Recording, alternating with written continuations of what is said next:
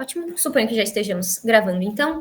Boa noite, pessoal. Meu nome é Camila, eu serei a tia de vocês. Neste debate, nós temos, então, em primeiro governo, representando a Sociedade de Debates da Ágora, Luísa e Giovana. Em primeira oposição, representando a Sociedade de Debates da UFSC, temos João Vitor Cano e Rafaela Farinella. Em segundo governo da Sociedade de Debates da UFRJ, nós temos Luiz Muri e Bianca Gasotto. E de segunda oposição, representando a Sociedade de Debates Unifor, nós temos Arthur Montenegro e Maria Luísa. Junto comigo hoje estarão julgando o Fabrício Guimarães, e a Regina Diniz. Nós iremos debater a moção. Esta casa acredita que os deputados aliados ao governo Lula deveriam advogar pela cassação dos opositores que utilizam de táticas de opressão como segunda rodada da nossa segunda taça de debates da CONDEP. Dito isso, primeira-ministra está reconhecida pelo tempo de até 7 minutos e 15 segundos. Por gentileza, identifiquem por onde vocês querem ponto de informação antes do discurso de vocês e caso vocês tenham algum pronome de tratamento específico. Está reconhecida.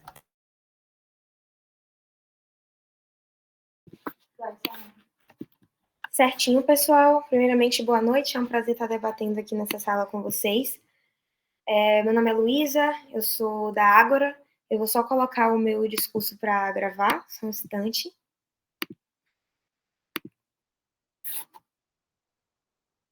Pronto, tá aqui no jeito. É isso, é um prazer estar debatendo nessa sala. Eu começo meu discurso. Luísa Braga, 1, 2, 3. Bem, mesa, primeiramente, para a gente caracterizar adequadamente esse debate, é importante que sejam colocados alguns pontos principais, algumas palavras principais que foram colocadas e que elas sejam bem explicitadas. Que é justamente para que a gente consiga defender por que essa casa ela deve acreditar que os deputados aliados ao governo Lula, eles deveriam advogar pela cassação dos opositores que utilizam de táticas de pressão. Justamente essas táticas de pressão é uma lógica de intervencionismo que ela já acontece historicamente há muito tempo. Principalmente se a gente estiver falando de países, que é o que a gente está falando aqui, que faz parte desse debate, é principal, que é os Estados Unidos. Eles fazem isso de diversas formas, seja por meios econômicos, seja por meios políticos, seja por meio até mesmo de uma diplomacia escondida. Enfim, há diversos modos de você aplicar as táticas de pressão, sejam elas por meios legais, ou seja elas por meios que não são legais, que não são autorizados, que desrespeitam a soberania dos países. Mas o fato é que essas táticas de pressão, elas existem, e que na maioria das vezes, elas utilizam de meios que não são reconhecidos pela jurisdição desses países para que consiga se interferir em assuntos internos desses países. Então, o intuito é justamente você conseguir intervir de alguma forma, seja por meios corretos, coerentes, legitimados, ou seja por meios que não são legitimados, mas que ainda assim conseguem ser utilizados por meio de brechas ou até mesmo apenas do desrespeito. E por que essas táticas de pressão elas são tão relevantes? Porque justamente existe a necessidade de fortalecimento das bases dos países que sofrem das táticas de pressão, principalmente quando essas táticas de pressão elas são fortalecidas e elas vêm de uma base externa a eles, ou seja, de uma base internacional.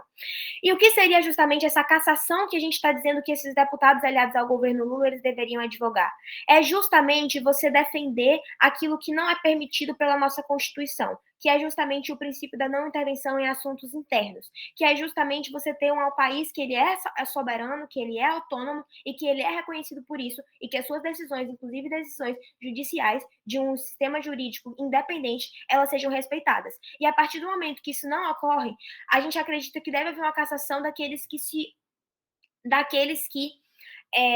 utilizam dessas táticas de pressão como ferramenta de deslegitimação dos meios desse país. E a gente defende justamente, dada a caracterização dessa cassação, que seria justamente a utilização de vias legais para você caçar essas pessoas que estão utilizando de táticas de pressão que desrespeitam a soberania e a autonomia de determinado país, aqui especificamente o Brasil. A gente diz que esses deputados aliados ao governo Lula, eles deveriam apoiar e advogar essa cassação dos opositores por dois argumentos principais.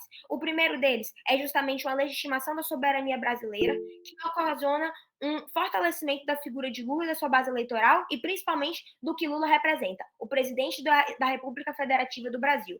Por quê? Porque se legitima a soberania de um país a partir do momento que você entende que o descumprimento das determinações de uma Constituição o respeito à autonomia e às decisões do judiciário, elas devem ser respeitadas. A partir do momento que eu utilizo de táticas de pressão, como, por exemplo, o governo Trump tem utilizado, que é a utilização de medidas econômicas que não são aprovadas pela lógica da OMC e que, inclusive, o governo Lula já abriu processo contra isso, mas que utiliza de táticas econômicas que elas não são previstas e que elas têm o intuito de justamente interferir na autoridade, na legitimidade do judiciário, do governo Lula, do que ele representa, que é justamente a representação do Brasil, a representação por meio de uma presidência democrática, você tem que aliar essa base do governo Lula, unificar ela para defender a mesma coisa, que é o que Lula está fazendo. Ele está colocando nas redes sociais, ele está colocando nos meios de comunicação, é o que a mídia está promovendo. O governo brasileiro, inclusive, tem feito diversas formas para que seja acessível para esse público, e a partir do momento que os deputados aliados ao governo Lula, eles defendem essa cassação, eles estão fazendo um fortalecimento da base eleitoral de Lula, porque eles estão defendendo, alinhados ao que o governo Lula defende, mas não apenas ao governo Lula. Eles estão dizendo que aqueles deputados que se aliam a Lula, eles estão se alinhando ao Brasil. Então, na verdade, eles, além de fortalecerem uma coisa que ela já é tácita, ou seja, defendendo aquilo que a lei ela defende, eles também estão defendendo um fortalecimento de algo que é superior e que a esquerda tem buscado há muito tempo, que é justamente uma associação de uma defesa do Brasil, de um Brasil soberano, e que isso unifica a população. Uma unificação que os opositores que utilizam de táticas de pressão têm utilizado para justamente desfavorecer essa lógica. Mas a partir do momento que os deputados aliados do governo Lula, eles advocam pela cassação dos opositores, ou seja, a utilização de meios legais, a utilização de formas de você reconhecer o governo Lula, reconhecer essa soberania brasileira, você está justamente dizendo que você está se alinhando ao principal representante da esquerda brasileira, que é justamente o presidente da República, o presidente Lula, que tem uma simbologia muito icônica, tem um histórico muito icônico dentro da história brasileira, por ter uma representatividade justamente dos princípios que a esquerda defende, que é justamente esses princípios de autonomia, de reconhecimento, de alinhamento, fortalecimento político, de irmandade dentro de uma política, e o que traz vantagens a curto prazo, porque justamente a base de Lula e a base internacional que vê esse apoio desses deputados por uma cassação por meio de mecanismos legítimos e mecanismos que se utilizam da lei, consegue ver que os deputados aliados ao governo Lula e a base eleitoral brasileira, ela está se organizando diante de movimentos que tentam diminuir a autonomia desses países, e que pode, inclusive, interferir no mercado de ações, porque os investidores, eles sentem uma insegurança política, que pode interferir na percepção da sociedade, que vê o seu governo sendo deslegitimado e não faz nada, mas os deputados aliados, apoiando essa cassação dos opositores, eles fazem aquilo que é melhor para ser feito para que a curto e longo prazo a soberania do Brasil ela seja entendida como respeitada nesse momento de fragilidade política, onde as táticas de pressão elas são utilizadas pelos opositores. Aceito pós de segundas casas. Duas coisas, tá? Primeiro, tipo assim, como que a soberania do Brasil, a autonomia é unicamente respeitada por esse mecanismo? Segundo, tipo assim, cara, se o impacto de vocês é a unificação e coesão da população, esse é um impacto muito grande, não? Como é que vocês provam Mas eu não isso? estou dizendo que a população ela vai ser simplesmente toda Lula. Eu não estou dizendo isso. Mas eu estou dizendo que você tem uma unificação mais forte no nosso mundo, porque no mundo onde você não faz uma...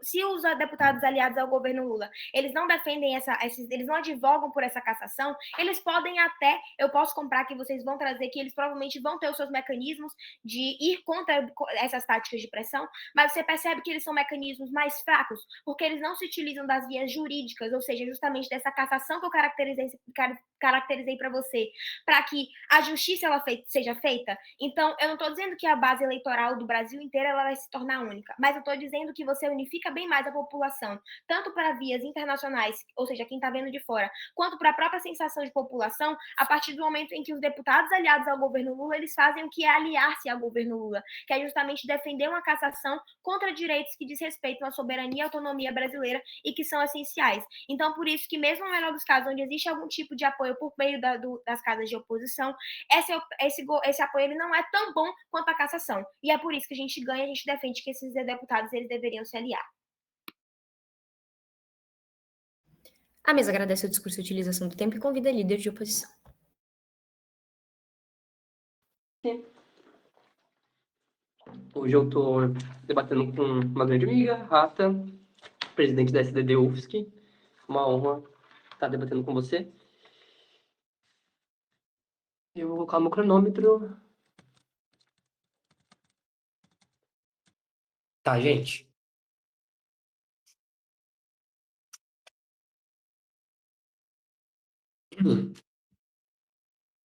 Eu vou começar o meu discurso em 3, 2, 1. Mesa, o que governos tentam me dizer é muito pouco excludente. A gente pode manter essa narrativa a respeito de como que o Lula está perseguindo, está mantendo a soberania estatal, sem de fato, no final das contas, perseguir e prender seus opositores políticos. Muito orgulho em opor. Mesa, eu vou te trazer algumas caracterizações importantes para esse debate. Primeiro, táticas de opressão. governos têm uma grande falta de me explicar como que funcionaria essa perseguição e essa punição desses opositores. Então, eu tendo a acreditar que é basicamente essa conversa, que seria advogar, seria fazer basicamente um lobby dentro do Estado para basicamente fazer com que esses opositores sejam presos, enfim, sejam caçados. Então tá, a primeira caracterização, táticas de opressão. Mesa, perceba, essas táticas de pressão, fazem parte da democracia e fazem parte de como que essa democracia ela é de fato legítima. Então, por exemplo, falta na parte de governo me explicar que tipos de táticas de opressão elas vão ser definitivamente condenadas e basicamente fazendo com que esses opositores sejam explodidos. Então perceba, existem diferentes tipos de táticas de opressão, como por exemplo, sei lá, invadir um congresso e fazer com que o congresso seja quebrado, enfim, mas também tem pequenas táticas de pressão, como sei lá, conversar com a sua base política, fazer um mini protesto, igual, sei lá, colocar um tapa na boca e falar assim, ó, como estão sendo silenciados. Então perceba, existem diferentes tipos de táticas de opressão e esse governo, a partir do momento que ele faz isso com qualquer ele tem um grande escopo para fazer com um grande poder. Mas além disso, caracterização de como que funciona o perfil do Congresso. O Congresso tem uma narrativa extremamente polarizada, que é uma coisa muito importante e uma outra caracterização que eu vou trazer. E também tem umas histórias de cassação pelo Congresso. Mesa, como que funciona esse histórico de cassação? Para uma pessoa ser cassada no final do dia, ela tem que ter maioria absoluta do Congresso. Precisa passar por um processo de cassação e a partir disso, a partir daí que ele vai ser cassado. Perceba, o governo, ele não tem essa maioria absoluta. E a partir disso, ele é muito mais difícil para que esse tipo de pessoa seja caçada no final do dia. E perceba, a gente consegue fazer isso sem basicamente o lobby político do governo Lula, do próprio PT. Por quê? A gente tem um STF atualmente muito mais preocupado em punir e fazer com que a lei seja posta. Então, por exemplo, a gente tem um governo brasileiro que está punindo o Bolsonaro, a gente tem um governo brasileiro que está punindo outros políticos, enfim, a partir da medida do golpe. Então, perceba, a gente não necessariamente precisa de um lobby político do PT para que isso ocorra. Então, além disso, como que funcionaria basicamente o nosso cenário a respeito? Como que a gente pode fazer com que isso não funcione? Porque assim, o Lula, ele pode manter esse tipo de política, trabalhando no caso da métrica de primeiro governo, no sentido de manter a soberania e fazer com que tenha maior base política. Perceba, se ele ainda mantém esse tipo de política, se as pessoas ainda continuam falando esse tipo de bosta, eles ainda conseguem dar mais material para o Lula retalhar e fazer como se isso tenha os seus discursos. Qual que é o impacto disso? Isso inflama ainda mais a esquerda, porque a esquerda fala assim, nossa, vamos lá, vamos falar sobre soberania, e as pessoas continuam falando bosta, tipo, diariamente no Congresso. Isso dá mais material pra gente falar sobre esse discurso de soberania. Além disso, dá um maior holofote para que essas pessoas sejam julgadas mais pra frente, a partir de uma mídia. E além disso, atrai o centro. Mas isso eu vou trazer no meu primeiro argumento. O meu primeiro argumento é que caçar esses opositores, a partir desse amplo critério final das contas, de táticas de opressão, fortalece a narrativa de perseguição, reforça basicamente essa correção do bolsonarismo. Eu vou te dar 3 razões por que isso acontece. Razão número 1, a partir do momento que a gente, de fato, num cenário que a gente consegue prender esse tipo de pessoa, ou a gente consegue caçar esse tipo de pessoa, que é uma coisa muito pouco provável, essas pessoas, elas viram símbolos de resistência, elas são mártires que foram perseguidos. Perceba, agora eles não ficam apenas numa bolha tipo, de fake news. Agora eles têm um capital político fora do Congresso, porque a partir do momento que eles são presos, é muito mais mediado. O Jornal Hoje, o jornal do William Bonner, enfim, ele vai ser muito mais mediado isso. Perceba, eles têm um aumento dessa capilaridade desse tipo de informação, mas muito além disso, essa capilaridade, ela foge do escopo político e vai para a população. Segundo ponto a respeito dessa mídia. A gente tem uma amplificação das mídias de oposições. Eles aumentam esse sentido de que o governo ele tem medo do debate, e eles, a partir disso, tem uma narrativa ainda maior de ataque direto à democracia. Mas antes de eu continuar isso, primeira bancada.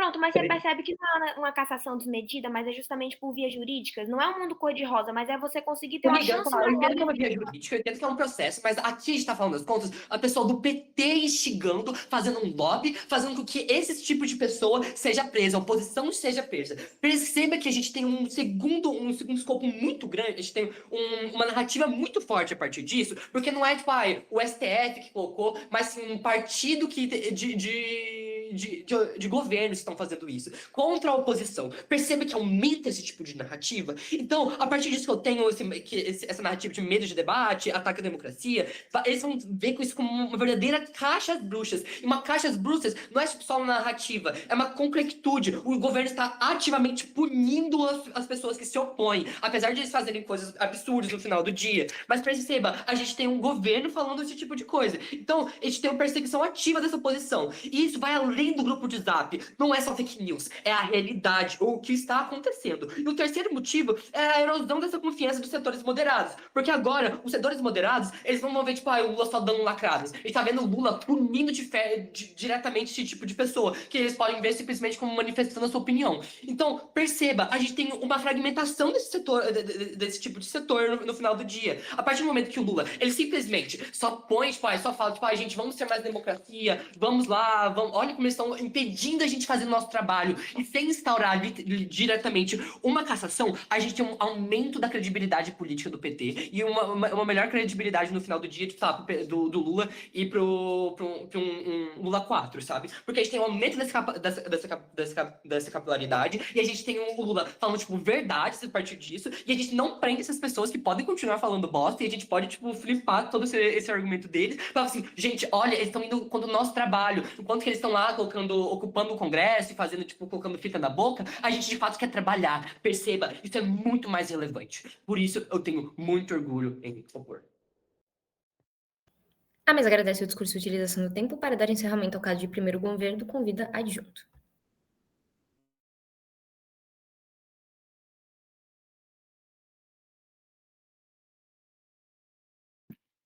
Só 30 segundinhos para eu arrumar minha fala e eu começo.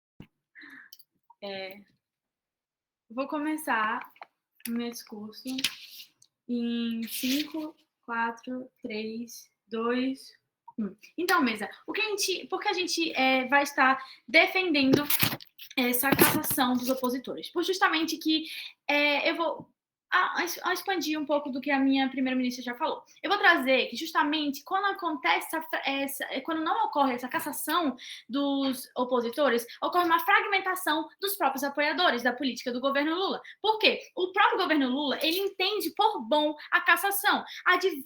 Quando você tem um advogado que ele vai advogar pelo interesse do governo Lula, você vai ter que ir em encontro com as próprias ideias e as próprias políticas do governo Lula em si. Isso vai acabar balanceando a base política e eleitoral nacional. Por quê? De que forma? A gente vê uma eleição enquanto um evento em um processo democrático. De que forma é isso? A gente consegue perceber aqui mesmo que uma eleição, para colocar o Lula naquele lugar, para colocar o Lula na presidência, foi feita uma eleição. E de que forma essa eleição ela legitima a democracia em si? Porque a eleição ela é justamente um evento do processo democrático em si. E o que é democracia? A democracia é o poder do povo. Então, quando você bota o Lula no cenário, quando você bota o Lula no poder, a gente entende que aqueles apoiadores, eles colocaram o Lula lá para ter uma função, que é justamente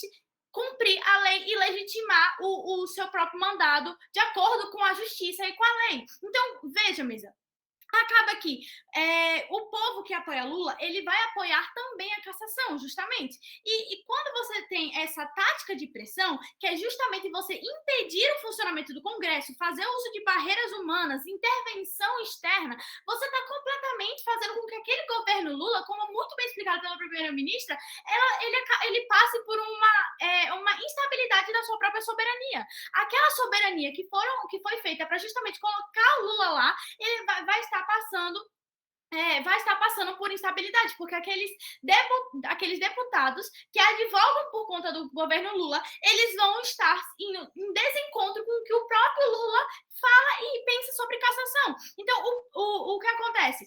Essas táticas vão acabar deslegitimando a própria democracia, que vão deslegitimar também o centro de democracia. Você consegue perceber mesmo que é justamente essa deslegitimação da democracia que é o fator fulcral para ter uma fragmentação desses apoiadores, porque justamente como é que os apoiadores que colocaram o governo Lula vão ver Lula fazendo políticas, os deputados fazendo políticas que vão em desencontro com o que o próprio Lula fala. Então você consegue perceber que causa uma fragmentação política dessa base eleitoral. Ela vai ficar balanceada. E aqui a gente volta para o status quo.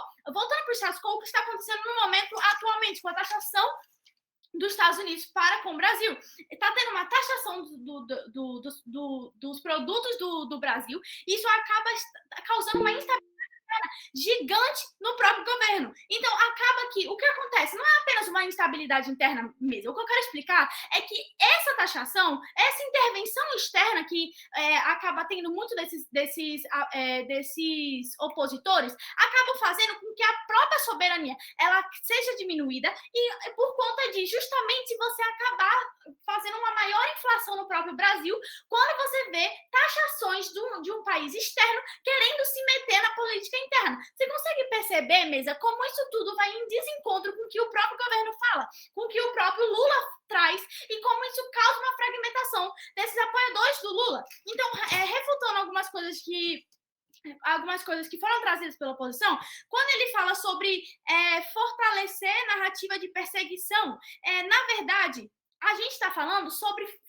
justamente utilizar mecanismos legítimos. O que a gente traz aqui para você é utilizar mecanismos legítimos para que não faça com que a própria soberania do próprio país ela se veja acoberta de uma instabilidade. A própria soberania do país ela se torna instável por justamente ter várias pessoas externas tentando entrar no país. E isso vai desencontro mesmo com o princípio da soberania e com o princípio da intervenção do país, porque é justamente isso que prega uma democracia como um todo. Foi justamente isso que eu trouxe para você. A democracia se legitima com o poder do povo. Aceita o POI.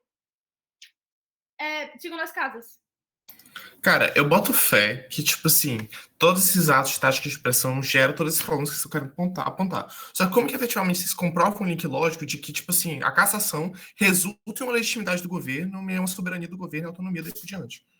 Então, a cassação, ela vai justamente fazer com que tenha essa cassação dos opositores no fato de que você vai estar advogando pela cassação, justamente estar fazendo a justiça acontecer. Vai além do discurso falado no governo Lula, porque o que acontece? Na cassação como um todo, você vai ter uma perda de direitos políticos desses opositores. Consegue me entender? Essa perda de direitos políticos desses opositores vão ser muito bons justamente porque você está indo novamente em desencontro com que o próprio Estado prega, com que o próprio governo prega. Então, você está indo em desencontro com isso. A partir do momento que você vai em desencontro com isso, você não está fazendo uma ilegitimação da própria democracia. Enfim, continuando a refutação. Não é como a primeira oposição fala, que é qualquer oposição presa. Em nenhum momento foi falado isso. Você não está engajando com a definição do primeiro-ministro. Não é qualquer oposição presa. Está justamente lá na moção dizendo que é justamente cassação dos opositores que fazem táticas de pressão. Táticas de pressão vão desencontro com a democracia, vão desencontro com a legitimidade democrática. Você consegue entender para mim que não é qualquer opositor que vai acontecer isso. Aumento da credibilidade política, que também trouxe pela primeira posição. Não vai ter um aumento de credibilidade política, porque não é só discursar sobre fazer democracia, não é só discursar sobre fazer justiça, você tem que efetivamente fazer justiça e efetivamente ser democrático. Não é apenas no campo das ideias, mesa. A gente está aqui falando justamente de um cenário de que a democracia vai se efetivar e legitimar, e para que não aconteça uma fragmentação dos próprios apoiadores do governo Lula e também não aconteça uma diminuição da própria soberania do país com essas intervenções externas e justamente com essas táticas que vão em desencontro com a legitimidade do próprio governo. É por isso que eu tenho muito orgulho em propor. A mesa agradece o discurso e utilização do tempo e, para dar encerramento a primeiras metades, convida a adjunta de oposição.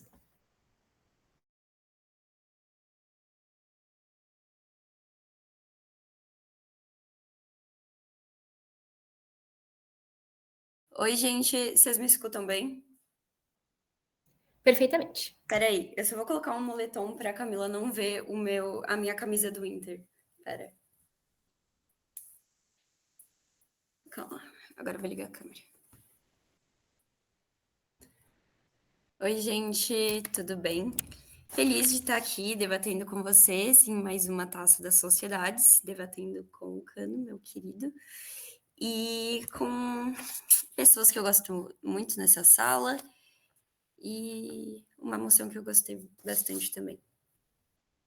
Pois, podem fazer pela mãozinha, porque eu não vou estar vendo o chat, mas em algum momento do meu discurso eu vou aceitar pós, então fiquem tranquilos. Começo na minha próxima palavra.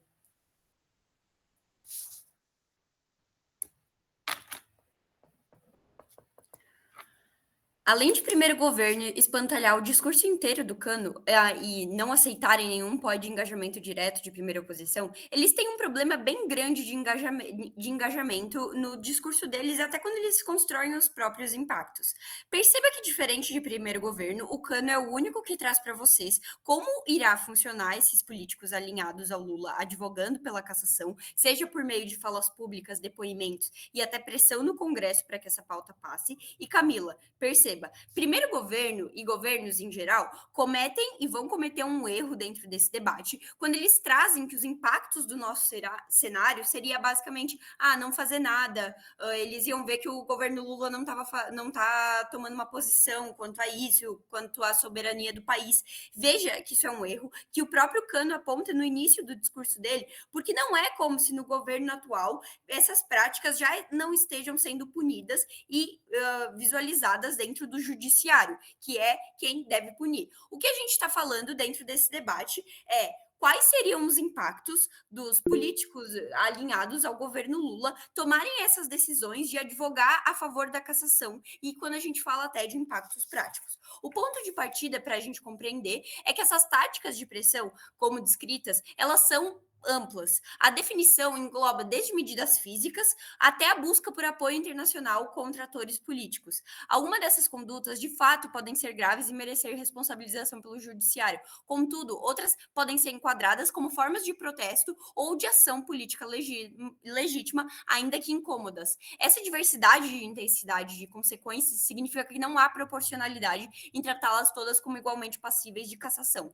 O mecanismo de piora no mundo de governo se torna evidente, porque a subjetividade na aplicação dessa sanção máxima permitiria que qualquer maioria circunstancial no parlamento eliminasse adversários políticos sem que estes necessariamente tenham cometido ou um atentado direto contra as instituições. A gente tem que analisar essa política isoladamente como se ela fosse implementada em um Congresso neutro ou tecnicamente comprometido com a imparcialidade. O perfil atual do legislativo brasileiro é marcado por uma polarização extrema, sim, com uma maioria oposicionista consolidada e alinhada ideologicamente contra o presidente Lula e contra esses congressistas que são alinhados com o governo Lula. Perceba que um dos maiores problemas que o governo do PT está sofrendo nesse mandato é porque eles não conseguem passar muitas medidas dentro do Congresso, porque eles não têm a maioria absoluta. Em um ambiente como esse, o uso da cassação por parte de aliados do governo se torna não apenas um auto de alto risco, mas também um precedente perigoso. E além do mais, quando a gente olha como está sendo esse governo e quantas são as concessões que o governo Lula está tendo que fazer, não só o governo Lula, mas o governo em si e esses políticos alinhados ao Lula, para ceder tanto com a direita, centro-direita, para que eles possam passar coisas dentro do Congresso.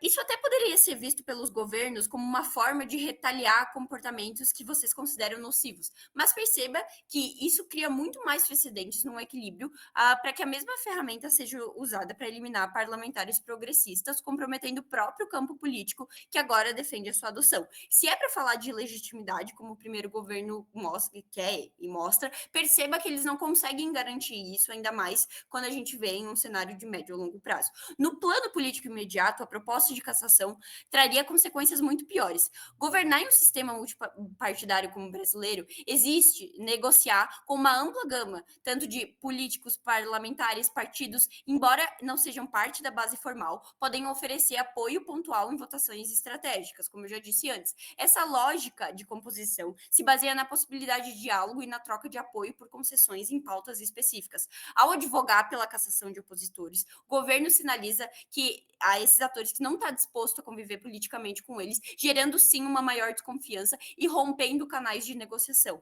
Perceba que o impacto disso é que a cada parlamentar que se sente ameaçado, aumenta a resistência a colaborar com o executivo, o que paralisa a agenda legislativa e fragiliza ainda mais a já limitada força do governo Lula no Congresso. Outro ponto central é a inviabilidade jurídica dessa proposta, porque a cassação de um deputado federal exige maioria absoluta, que é algo completamente fora de alcance. Mesmo que fosse alcançado no melhor cenário do caso de governos, a gente já trouxe esses impactos sobre o possível backlash que a esquerda trouxe no cenário do Cano, mas perceba também que a maioria do Congresso ser de oposição ou de centro-direita são blocos que dificilmente votariam pela cassação de seus próprios integrantes ou até para não se comprometer com essas pessoas que têm um grande poder. Isso significa que, na prática, advogar por essa medida é entrar em uma batalha perdida desde o início, acumulando desgaste sem alcançar resultados concretos por uma busca apenas de legitimidade em si. Antes, eu quero pós de segundas bancadas, porque até agora vocês não fizeram nenhum. Percebe que toda a lógica de backlash de vocês não é muito comparativa? Obviamente, a galera que já compra a narrativa do Bolsonaro hoje, por exemplo, vai continuar comprando no mundo de vocês e continuaria comprando no meu. Essa lógica não existe. Mas a gente não tá falando sobre uma lógica de, tipo, comprar de quem apoia o Bolsonaro ou não, Luiz. Não é sobre isso esse debate. É sobre dentro do Congresso, os deputados que são alinhados ao governo Lula, eles terem menos força ainda e o próprio governo em si ter menos força para passar suas pautas, para um ponto que para governos é muito mais sobre legitimidade dentro desse debate. Tipo, não faz sentido tu gastar teu pó falando sobre isso. Além disso, no nosso cenário, ao invés de defender a cassação politicamente inviável e juridicamente, perceba que a gente não está falando como se o governo não fosse se opor, mas sim que isso seja levado pelo Supremo e que não tenha algo direto dos deputados alinhados ao governo Lula. O ponto é que em nenhum momento a gente está falando que esses deputados eles não vão poder se pronunciar contra essas falas e coisas desse sentido. Mas quando a gente está falando sobre advogar pela cassação desses outros deputados, perceba que é um instituto muito mais perigoso quando a gente olha nos impactos pragmáticos que isso pode fazer no sentido tanto de coalizações dentro do governo, mas também para o próprio cenário do legislativo em si. E veja que não é só uma escolha sobre tática legislativa, mas também uma decisão sobre se o governo quer proteger a sua democracia e a sua governabilidade, ou arriscar ambos em uma manobra política que já está fadada ao fracasso, sendo que quem deve fazer com que punições sejam feitas seja o judiciário e o Xandão, orgulhosamente oposição nesse debate. A mesa agradece o discurso e utilização do tempo e para dar início às segundas metades convida a extensão de governo. E aí, galerinha? Que honra representar o FRJ, como sempre. E mais uma taça.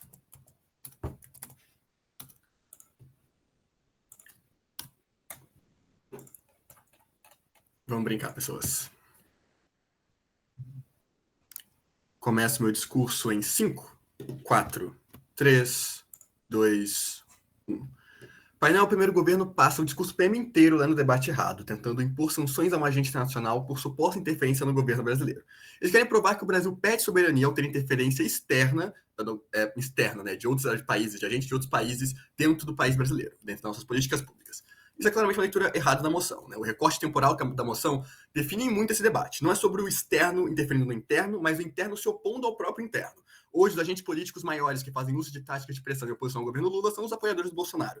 Pensa em 8 de janeiro, né? As tentativas de impedir a transição de poder, pedidos de dentro do Congresso para o tarifaço, para fazer pressão para controlar algum tipo de política pública estatal. Enfim, as tentativas constantes de tentar usurpar a capacidade do governo Lula de fazer suas próprias políticas públicas ou até mesmo de impedir que o governo Lula, de fato, consiga exercer sua governabilidade. Esse debate sobre se esses deputados, né, deputados que apoiadores do governo Lula, deveriam ou não apoiar a cassação do mandato de deputados que apoiam ações não previstas na forma legal do Estado, que visam minar a capacidade de governabilidade atual do governo brasileiro. Isso porque as táticas de pressão são atos que buscam minar a soberania nacional, subvertendo a vontade da população expressa nas urnas, que inviabilizando, né, o trabalho das instituições legitimadas. Se essas práticas não forem respondidas com as medidas fortes, a gente cria um precedente perigoso, né? Que ameaçar, coagir, desestabilizar é uma forma legítima de fazer política. Essa ideia de valer tudo é perigosa porque o jogo democrático não legitima o grupo a fazer tudo o que for preciso para ver suas metas realizadas na realidade. Democracia tem regras que visam justamente garantir o cumprimento da vontade majoritária sobre a minoritária. O povo brasileiro escolhe o presidente pelos meios legítimos e qualquer manifestação que busque impedir a transição de poder ou o pleno uso desse poder é uma forma ilegítima, né, que vai contra o interesse do próprio povo brasileiro e da União enquanto instituição. Vamos lá, 3 pontos centrais. Primeiro, acima de qualquer interesse pragmático, existe aqui um dever de agir do parlamentar, enquanto representante do povo, por ter todos os interesses constitucionais, de se opor a deputados que traem os valores máximos do seu cargo, o que é um dever concreto de agir. Mesmo que a advocação não dê em nada, esse deputado precisa se opor a essas práticas porque elas vão contra a vontade da gigantesca maioria da população brasileira. A menos que a oposição acredite que pedidos de golpe são legítimos, não caçar o cargo dessa galera é bater de cara com os valores que os representantes do povo deveriam ter. Eu não dependo do impacto pragmático para te provar que necessariamente os deputados deveriam se opor concretamente à ótica de ter algum deputado ali do lado que está concretamente apoiando e falando pró pessoas que estão tentando usurpar o poder do governo brasileiro ou a capacidade desse governo de se governar. E aqui a lógica de dever de agir. Eu sou contra essa galera, esse cara que está ali falando em prol dessas pautas não deveria estar aqui. E você advogar em prol desse cara sair desse Congresso é só um dever básico de agir de um representante do povo, representante dos interesses básicos constitucionais. Segundo, se esses deputados permanecem no cargo, suas ações passam a ser vistas como um repertório legítimo de mobilização política para qualquer minoria parlamentar frustrada com resultados das urnas. O efeito não é só imediato, tá? Ele é replicador. Abre-se uma caixa de ferramentas perigosas que outros grupos poderão usar em qualquer governo. Caçar agora é cortar esse ciclo antes que ele se normalize, né? Se eu viro agora e falo, beleza, tá vendo esse cara aqui que tá tentando apoiar um golpe para passar uma vontade minoritária que não foi traduzida pela população, esse cara não representa o povo brasileiro, ele não pode representar os interesses constitucionais, necessariamente por isso ele está sendo desligado. Quando você tem essa lógica de que você está quebrando um valor máximo da lógica constitucional e por isso você está sendo caçado, você naturalmente, normalisticamente, já está fazendo uma lógica de defesa muito interessante do próprio interesse brasileiro, né? Aliás, falando de proporcionalidade, a Constituição, tanto o regimento interno do Congresso, já prevê a perda de mandatos para parlamentares que atentem contra a ordem democrática. A aplicação dessa sanção não está sendo nenhum tipo de abuso de poder, mas que a própria defesa do sistema como prevista pela própria legalidade. Advertências ou penas brandas não podem ser o suficiente porque elas não produzem a dissuasão real, né? Elas são interpretadas como fraqueza, elas estimulam resiliência e elas até acabam sendo até mais tendenciosas ao próprio discurso que a oposição está falando, né? De ser cooptado para fazer esse discurso, nós somos caçados pelo Estado, veja aqui como estão tentando nos ferrar. Quando existe uma ampla rejeição ou uma tentativa clara de um político de falar, cara, isso aqui não está certo, eu não concordo que esse cara esteja jogando o jogo democrático como a gente está mandando uma mensagem clara para dentro e para fora do país que essa galera ali tá maluca e que todas as táticas delas não são apoiadas pela população brasileira, porque o discurso não depende dele necessariamente ser majoritário, né? Eu não preciso que a prática passe, eu só preciso que exista capilaridade bastante desse discurso para existir uma vontade ou existir uma narrativa que deslegitima esse tipo de ação. E essa narrativa só precisa ser vocal para ela estar sendo efetiva em algum grau. Então, eu estou revocando um recado inequívoco, né? Que necessariamente eu estou mostrando uma lógica clara. Fora do jogo democrático, não tem nenhum tipo de espaço no parlamento. Terceiro ponto, que é um outro tipo de dever de agir, né? Que é a lógica de visibilidade. Quando eu enquanto deputado, que estou apoiando o governo Lula, eu falo contra essa galera que é golpista, eu naturalmente estou cumprindo o meu dever máximo como deputado, que é, basicamente, representar a voz do meu povo. Se o povo e os governadores do governo Lula estão, em sua gigantesca maioria, falando anti-anistia, né? Sem anistia, e efetivamente apontando o dedo, falando como aquela galera tá suja, elas estão erradas por estarem mantendo seus cargos e mantendo seus privilégios ao mesmo tempo em que estava apoiando esse contexto de golpe, naturalmente eu, enquanto deputado, tenho o interesse, não só o interesse, mas o dever de ser vocal contra os interesses da minha própria população, né, do próprio eleitorado, e replicar esses interesses dentro do Congresso. Falar, cara, isso é um absurdo, existe um monte de eleitores meus que eu, enquanto representante do povo, estou representando, estou falando por eles dentro desse centro de poder, e o que está acontecendo aqui é um completo absurdo, porque a lógica desses deputados que tentaram contra a ordem democrática a continuarem nos seus cargos é, por si só, uma quebra da própria lógica democrática. Se a previsão democrática é que existe um crime, né, contra a lógica de você apoiar golpe de Estado, você apoiar atos que prejudicam a capacidade do Estado de se regular e de se regir, você não se opor a isso é você, em algum grau, até cúmplice, né? O governo, não só a lógica de governabilidade, o dever ser eu enquanto cargo político, de falar contra as pessoas que falam contra a minha instituição e meus regulamentos, mas também a lógica de eu enquanto representante do povo, de ecoar as vontades do meu eleitorado dentro do Congresso, e também a ótica de eu simplesmente querer propagar uma narrativa que vai ser benéfica para a governabilidade do Brasil nos eventos futuros, para deslegitimar esse tipo de lógica mais opressiva. Eu quero o pódio de primeiras bancadas.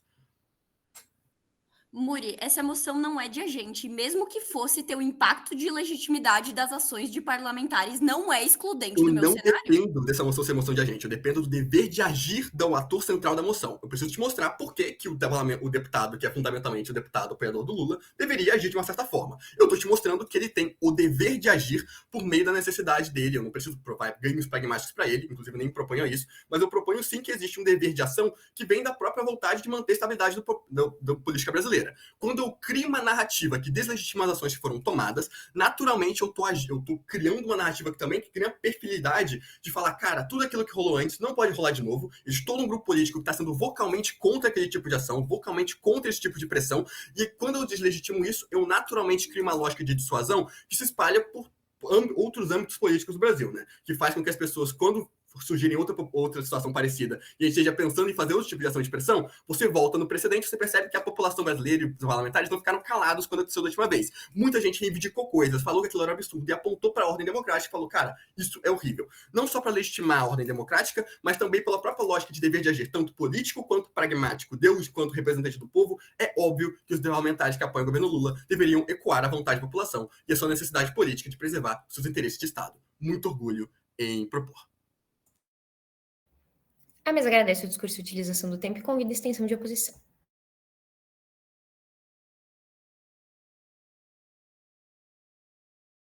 Voltada. Meu Deus, de novo. Vocês me veem direitinho? Minha câmera tá péssima. Sim, tá. Gente, façam pós com clareza, porque eu não escuto muito bem. Aí fica difícil para me acompanhar e eu tô vendo aqui pela legenda. Um beijo para todo mundo nessa sala, amo todos, especialmente o João e Carlos, que são da minha SD que estão assistindo. Tá. E também, Arthur, tava com muita saudade de falar contigo, amigo. Te amo muito, tá? Vamos lá. Só beber uma aguinha que eu começo. Oi? Tá. Começo meu discurso em 5, 4, 3, 2, 1. Camila, cada data desse debate faltam completamente da excludência. Esquecem de tratar o status quo principal que a gente vai estar passando aqui por vocês. Vou te fazer a caracterização mais importante para esse debate. A polarização aqui, dentro desse contexto, que é justamente o que a gente está passando, é justamente essa divisão forte entre esses grupos políticos que eles enxergam o mundo de formas muito diferentes e eles falam em esse tom alto. Ela não é essa doença de um lado só. Ela existe nos dois campos, com essas variações de estilo e intensidade. De um lado, há justamente esses governistas que eles empurram a sua agenda com força, o do outro lado, há esses opositores que eles usam essa tática de pressão para eles travar ou forçar essas decisões. Essa tática de pressão em si, nesse debate, são justamente esses meios não convencionais, essas atuações políticas para obter essas desvantagens dentro desse Congresso. Essas táticas, elas são justamente usadas de um jeito feio ou incômodo, mas não são essas realidades de democracias tensas. Cassação é justamente retirar esse mandato de um deputado por essa decisão, por meio desse sistema político. O Congresso, a gente vai pautar sobre ele, é justamente aqui, não é esse ideologicamente conservador. Ele é conservador dentro do procedimento. Ele anda devagar, ele negocia muito, ele impõe esses ritos e ele cria esses freios e amortecedores para que essa política não vire esse pendáculo descontrolado. Essa barreira conservadora de procedimento é justamente esse colchão de estabilidade para que os projetos grandes passem com um acordo amplo e assim que a gente vai pautar o nosso argumento sobre o governo Lula e porque ele não deveria fazer isso. Tá. Os principais stakeholders dessa moção são justamente esses parlamentares que eles perdem a cadeira e os eleitores que eles ficam sem a voz escolher. Ou seja, esse povo que ele realmente ele não consegue se ter essa democracia estabilizada. A gente vai engajar diretamente com métrica ampliada por primeiro governo, quando eles falam qual é o mundo que fortalece ou enfraquece essa democracia, essa legitimidade de governo. Tá. Nossa diferença de primeira posição é justamente porque eles focam nessa perseguição política. A gente vai focar em como o Congresso, mesmo polarizado, ele funciona por regras que obrigam a negociar e aprovar esses projetos, e é assim que a gente vai vencer esse debate. Tá, Camila, o nosso argumento vai ser justamente sobre essa barreira conservadora do procedimento à erosão. Tá, a afirmação é aqui. A gente não deve advogar pela cassação, porque ela justamente cria esse precedente que convida a essa repetição, e por esse convite ele vai corroer essa barreira conservadora de procedimento do Congresso, que vai justamente destruir essa governabilidade a longo prazo e travar esses projetos grandes de serem perpetuados às leis e serem aprovadas. Tá, a premissa lógica disso é que a polarização ela justamente existe dos dois lados. Isso acontece justamente por causa dessas diferenças de visão do mundo e desse choque, dessa visibilidade. Ele se dá justamente por meio dessas campanhas duras, dessa linguagem intensa, como eu caracterizei isso para vocês. Isso impacta diretamente a rotina do Congresso, que justamente recebe esse calor todos os dias, e nós explicamos melhor dentro dessa métrica, porque é justamente nesse ambiente quente que essa barreira conservadora de procedimento vira bem público. Ela segura esse tranco e ele permite que essas leis nasçam mesmo quando os dois lados eles não se gostam.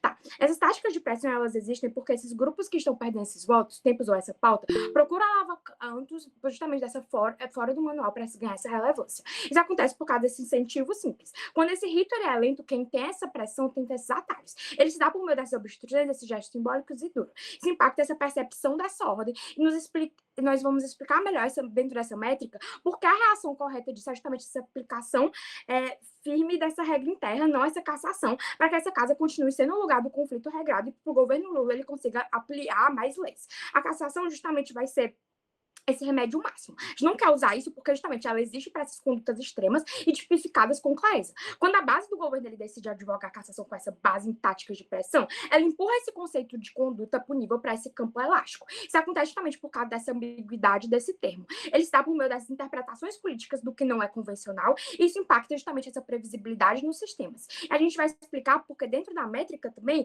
essa previsibilidade é essa pré-condição para esses acordos que destravam esses projetos. O primeiro mecanismo é justamente cria esse uso do precedente. Isso acontece justamente por causa desse aprendizado institucional. Ou seja, ele se deu uma vez e ele pode se dar de novo. Ele se dá por meio desses votos alinhados que parecem que citam o caso anterior e discutam que invoca essa coerência. Isso impacta justamente o comportamento futuro da maioria. A gente vai explicar, e a gente explica justamente por que esses comportamentos previsíveis da maioria e as minorias são essenciais para essas construções de confiança mínima e votar essas reformas amplas. Esse precedente, ele convida essa repetição.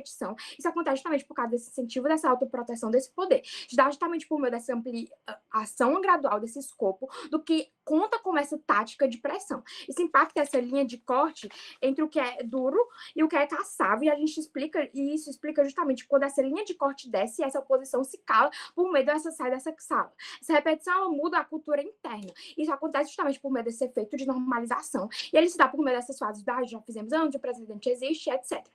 Enfim, é justamente um mecanismo que, basicamente, ele explica que quando a gente tem esse Congresso, que ele precisa manter essa barreira conservadora, porque o Congresso, justamente, quando ele aprova leis e a maioria do Congresso ele é conservador, a gente precisa, em uma certa medida, nos mantermos conservadores para que a gente consiga ampliar a voz do povo. Quando a gente amplia a nossa voz, a gente amplia, se adequando às regras do jogo, ou seja, às regras do Congresso, a gente vai quando a gente caça esses opositores para essas táticas de opressão, a gente rompe essa barreira. Isso cria esse precedente repetitivo que eu falei, isso via essa erosão institucional. Isso, no fim, gera mais instabilidade e essa menos leis aprovadas, justamente porque o parlamento agora não vai estar no nosso favor, porque a gente está jogando contra eles no sentido conservador da questão.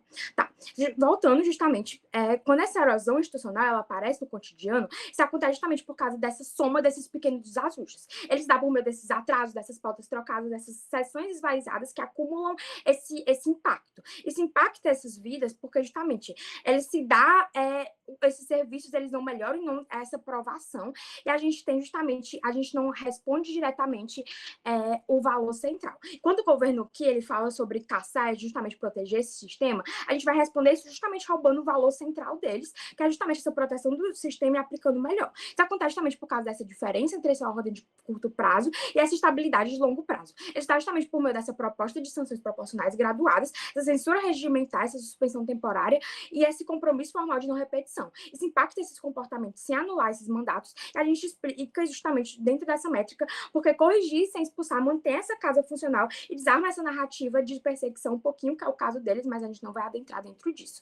O sobrepeso é muito claro que é de um lado essa cassação, ela promete retirar esse problema visível agora, e do outro, que é o nosso mais válido, que é justamente a gente vai preservar essa barreira conservadora para garantir e reduzir muitos problemas invisíveis depois. Isso acontece justamente por causa dessa diferença entre a alívio e essa cura, porque ela se dá por meio dessa continuidade de regras e previsibilidade de penas e essa inclusão dessas vozes adversárias sobre o controle, justamente jogando sobre as vozes dos nossos opositores. Isso impacta justamente essa qualidade do processo legislativo e justamente isso dá melhor esse predimeditor de quantidade de lei que é aprovada e faz com que o Lula ele consiga se manter mais e ter essa legitimidade política, porque agora ele não só sanciona mais leis, mas ele também consegue refletir a natureza da sociedade, que é o foco dele.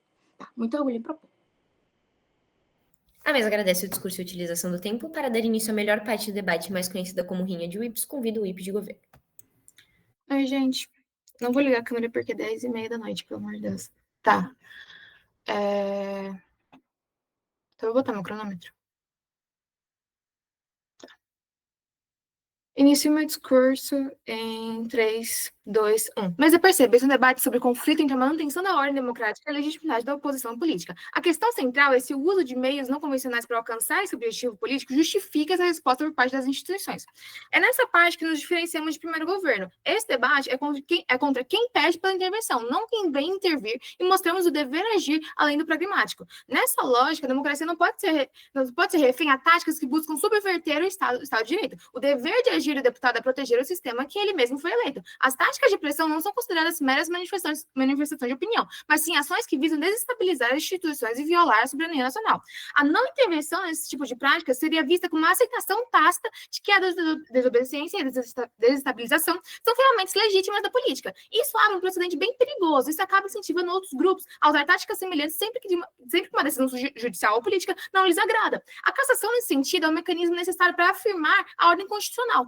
Deve prevalecer acima de tudo. A aplicação de uma punição severa é uma forma de reafirmar a autoridade do Estado e enviar uma mensagem clara de que a Constituição, que limita o poder dos agentes públicos, não deve ser violada impunemente. Isso tem impactos a curto e longo prazo. No curto prazo, a cassação seria uma resposta imediata às táticas de pressão, interrompendo a sua eficácia e desarticulando o grupo de parlamentos que promove. Essa medida levaria a uma estabilidade da agenda política, por exemplo, permitindo que o Congresso volte a funcionar normalmente e que os processos judiciais sejam seguidos em curso, garantindo que o devido processo legal seja respeitado. No longo prazo, a intervenção e a cassação seriam vistas como uma defesa da ordem democrática. A mensagem que a cassação enviaria é que a violência política e a desestabilização não tem lugar. Essa postura firme, portanto, não apenas coíbe novas tentativas de golpe, mas também fortalece instituições, garantindo que elas possam resistir a crises futuras. Além disso, a cassação poderia ser interpretada como uma fraqueza do Estado de Direito, legitimando as práticas extremas de oposição e incentivando-as no futuro. A cassação dos parlamentares que usam táticas de pressão não é apenas uma questão de punível individual, é a defesa de um coletivo acima do pessoal, garantindo que as ações de um grupo político não complementam a estabilidade e segurança de toda uma nação.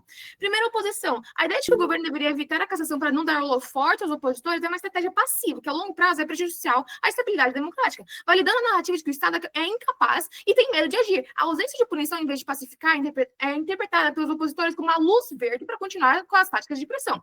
A cassação é a única forma de mostrar que essas práticas não são aceitas pelo sistema e que o parlamento tem incapacidade de se defender. E sobre o argumento de perseguição à oposição. Mano, há uma diferença entre a oposição e um governo que é aqueles que utilizam táticas de opressão. O governo tem o dever de dialogar com os setores de oposição, que respeitam regras democráticas, mesmo que discordem dos políticos do governo. No entanto, a tolerância a crimes não é uma opção para o governo, é sobre o fortalecimento. A inação do governo ao não caçar os parlamentares que utilizam táticas de repressão, sim, reforça a narrativa de oposição e que há perseguição política. Só que isso acaba validando ao invés de mitigá-la. Isso, por sua vez, fortalece o nosso argumento. A ausência de punição para aqueles que cometem crimes contra a ordem democrática passa a ser vista pela oposição como uma admissão de culpa do governo, que estaria com medo de levar o processo adiante por saber que as acusações de perseguição são verdadeiras. A oposição poderia usar essa falha validação como uma prova das suas práticas, eles se autoafirmando, então, que, embora esses temas são justificados pela perseguição, entre aspas, que eles sofrem. E como o Luiz e eu já te reformamos, isso tem impactos ruins, tanto a curto e a longo prazo, sobre essa legitimação que no futuro pode ser usada mais. E, Rafa, a proporcionalidade, nesse caso, não pode ser medida pelo nível de indignação dos manifestantes, mas sim pela ameaça que essa tática representa para a ordem constitucional de um país. Um protesto legítimo não busca paralisar instituições ou desafiar a soberania nacional, mesmo que ele seja considerando baixo ou alto no nível deles, ele ainda assim significa uma protestação contra o legítimo, contra a ordem constitucional. O ponto que o Arthur fez para o primeiro governo é muito importante. A soberania, nesse contexto, não se refere apenas à capacidade do Estado de exercer o poder dentro do seu território, mas também à sua autonomia e à legitimação para tomar decisões sem interferência de atores externos. A soberania de um país está intrinsecamente ligada à força de estabilidade das suas instituições.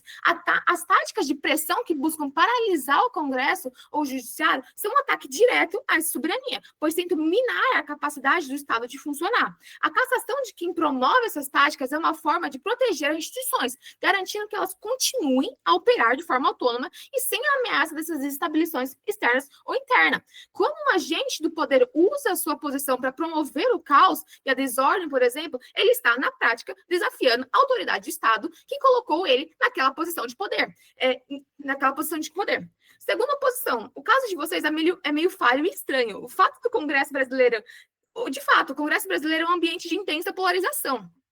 E é verdade, a bancada de conservadores é muito forte. Muitas vezes serve como barreira para a pauta dos governos. No entanto, a ideia de que a cassação dos parlamentares por táticas de pressão cria um precedente que destrói essa governabilidade a longo prazo é meio estranho e falho. Se o Congresso não agir contra esses parlamentares que buscam meio de fora do manual para ter essa visibilidade, ele estará, na prática, enviando uma imensa mensagem clara. O uso de táticas antidemocráticas é uma forma válida de processo. Isso cria um precedente que a gente já explicou, que é muito perigoso. A longo prazo, essa inação leva a uma espiral de desordem, mais ou menos, onde grupos minoritários, ao se sentirem insatisfeitos com a falta de apoio político, vão se sentir legitimados a usar essa tática de pressão cada vez mais extrema. O Congresso, ao invés de ser um espaço de debate, é interrompido por atos de desestabilização, o que não só desestabiliza o Congresso, mas que é a alma do negócio, desestabiliza toda uma nação, desestabiliza toda a ordem e a espiral de uma nação. A governabilidade seria, portanto, destruída pela cassação. Não seria destruída pela cassação, mas pela fraqueza do propósito parlamentar em se defender. Se o Estado se mostra fraco contra os outros, então os outros vão se achar acima do Estado. E isso não pode, porque senão destrói a ordem pública. A cassação dos parlamentares que usam táticas de pressão, por outro lado, fortalece o Congresso, fortalece essa imagem forte que ele tenta trazer. Ao demonstrar que a casa tem mecanismos de punir membros de dentro dele mesmo próprio, que ameaça a sua própria existência, o parlamento reafirma a sua autoridade. Essa atitude envia uma mensagem, não apenas ao grupo do parlamento desenvolvidos, mas também a toda a sociedade. A rotina do Congresso, a estabilidade das instituições e a soberania nacional são inegociáveis. E, de fato, o Congresso brasileiro tem esse ambiente de polarização. Mas você tentando trazer esse argumento de que a cassação traria um ambiente mais propício, é meio falho, porque não faz sentido muito. E, nesse caso, não pode ser utilizado como uma medida de indignação dos manifestantes. A ausência dessa punição para aqueles que cometem crime contra as ordens democráticas é vista futuramente pela oposição como uma admissão da culpa e que eles vão se sentir legitimados a continuar com esses atos e vai acabar com o Congresso Nacional. Por isso, termina meu discurso. A mesa agradece o discurso e a utilização do tempo para dar encerramento ao debate e convida o whip de oposição.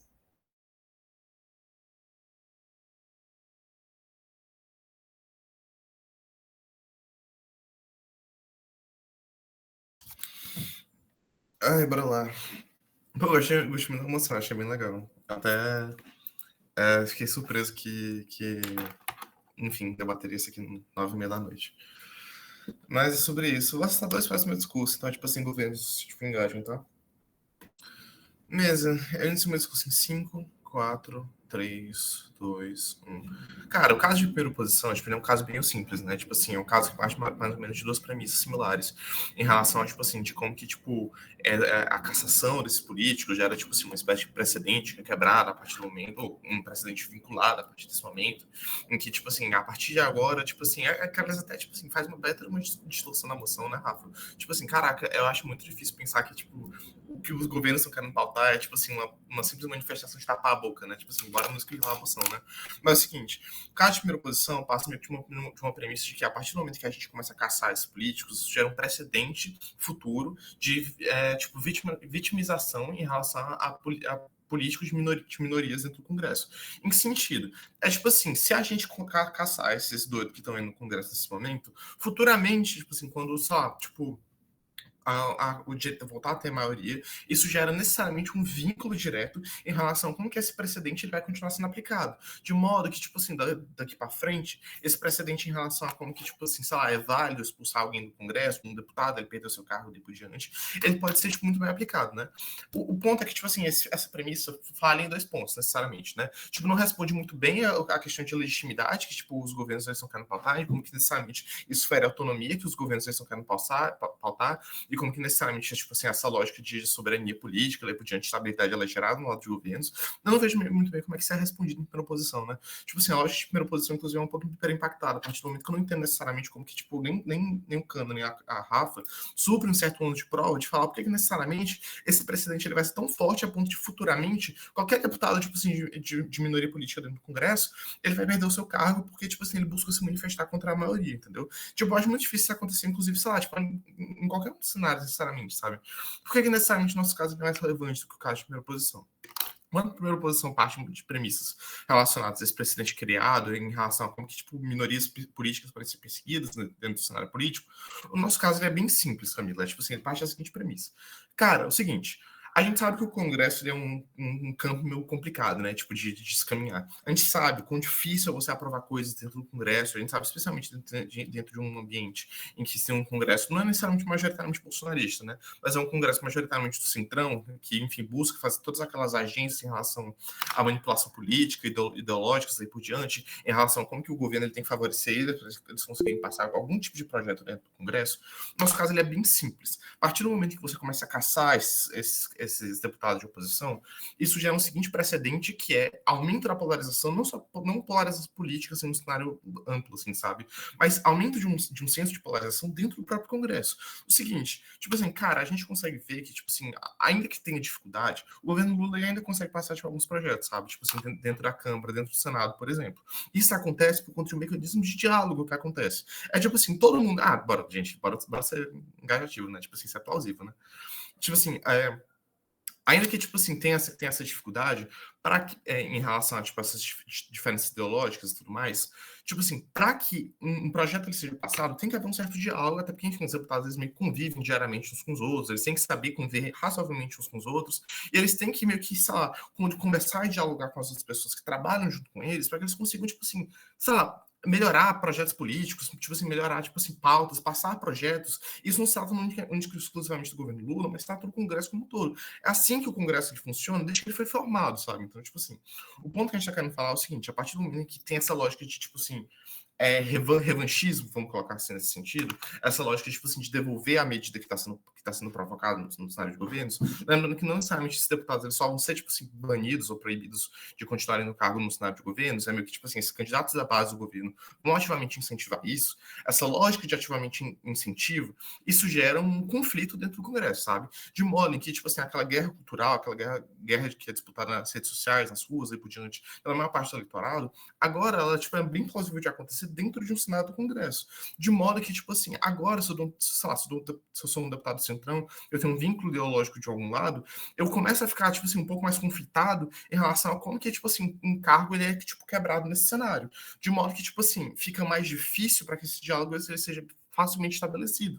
De modo que, tipo assim, sei lá, se um governo e os deputados da sua base, eles não necessariamente têm uma facilidade tão grande de discutir com outras pessoas para que eles consigam passar o projeto. De modo que é o seguinte, se no status quo a gente já tem uma certa dificuldade, por exemplo, do governo Lula de passar projetos no nosso cenário, esse cenário ele é muito mais fragilizado no lado de governos a partir do momento em que essa lógica tipo assim, de conflito, ela é muito mais incentivada a partir dessa lógica. Ela é porque, pô, a gente vai ter outros deputados que também não foram caçados, que são ou bolsonaristas, ou são deputados de direita, que eles não vão ser caçados, porque eles não participaram diretamente disso. Ou seja, a gente vai ter um conflito instaurado dentro da Câmara dos Deputados, dentro do Senado, que dificulta ativamente esse âmbito de negociação, esse âmbito de diálogo nesse sentido, de modo que dificulta ainda mais passar tipo, qualquer tipo de projeto. Ou seja, é um impacto pragmático aí de como que, tipo, no lado de governos, o dano deles é maior do que o nosso cenário. Mas ainda que o Muri ele queira trazer, tipo, um âmbito mais valorativo dentro do discurso dele, é o seguinte, se esse âmbito de conflito ele é tão instaurado no cenário de governos, no lado dele, a população que colocou um certo tipo de pessoa no poder, um certo tipo de grupo político no poder, agora ela é menos representada, já que você tem um Congresso muito mais conflitado, muito mais, tipo assim, brigado, vamos colocar assim, vai botar muito mais barreira para passar qualquer tipo de projeto político. Isso dificulta ativamente que a voz da população ela seja alcançada dentro do Congresso, sendo que já é difícil no nosso cenário, o delta de piora no lado de governos é muito maior. Muri, pode. O dever de se opor a ações que vão contra a ordem democrática é mais importante que qualquer jogo político nesse momento de fragilidade institucional. Bora lá. Eu acho que, tipo assim, tem um problema nítido em segundo governo, que é o seguinte, tipo assim, em nenhum momento vocês me sopesam necessariamente como que esses valores, eles são tão mais importantes do que danos políticos, que eu acho que vocês têm que engajar, entendeu? Tipo assim, primeira posição, inclusive, jogou esse ano para vocês, eu não vejo necessariamente esse engajamento nesse sentido. Comparando agora com o segundo governo, ainda que eu compre esse valor, tipo assim, de evitar que um precedente seja criado, de novo, já que eles disputam essa mesma métrica de precedente, né? De evitar que um precedente seja criado, evitar que, tipo assim, essa deslegitimação da democracia ela continue no status quo nesse sentido, tem um ponto necessariamente que o Camalo traz no discurso dela, que a Bianca, tipo, não lembra de engajar no discurso dela, que é o seguinte, cara, se eu tenho um congresso mais conflitado no lado de governos, um congresso mais brigado, um congresso mais radicalizado, já que, tipo assim, a propensão é que tudo mais seja mais brigado, ideologizado e daí por diante, as rixas políticas dentro do congresso, elas aumentem ainda mais, dificultando esse mecanismo de diálogo, de preservação de mecanismo conservador, que é esse que a Malu quis falar no discurso dela, isso faz com que a voz da população que elegeu um certo grupo político, que elegeu um presidente para estar lá dentro do poder, representando as suas vontades, ela seja ainda menos valorada no cenário de governos, de modo que se a gente já tem uma certa dificuldade de impor certas pautas, é muito mais difícil de eu conseguir passar isso, eu tenho todo um congresso conflituoso, todo quebrado, que não necessariamente ele consegue ter uma mínima capacidade de diálogo no cenário de governos. Muito orgulho, meu povo. A mesa agradece o discurso e utilização do tempo. Muito obrigada a todos pelo debate. Encerramos aqui e voltamos depois para a call. Peço que vocês se retirem, pessoal.